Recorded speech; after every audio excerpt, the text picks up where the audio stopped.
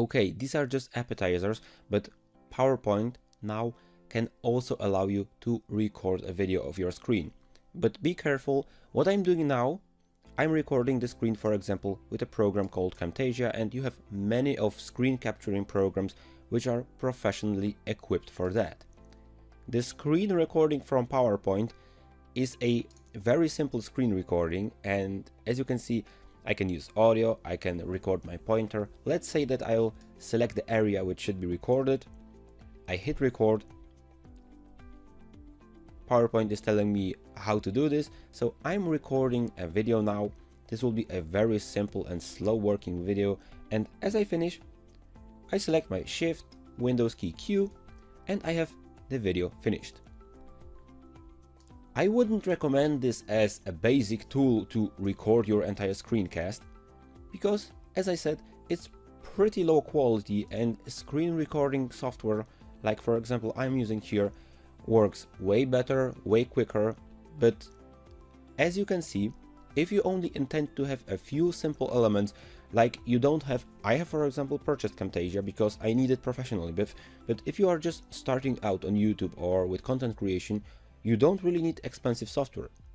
You have PowerPoint, you have all the tools, you can take screenshots, you can take simple screen recordings, and you can paste them right into PowerPoint.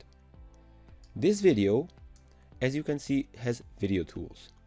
We have the format, which will format how it looks, and we have the playback, which will work with the playback options. Like it can be a bit faded in, we can start it automatically, we can insert some elements, and what's very important, what I wanted to actually say you in this part of the presentation, this element is an animation.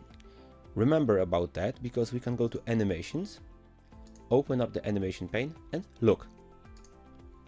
The video should start playing. Will it? I press Shift F5.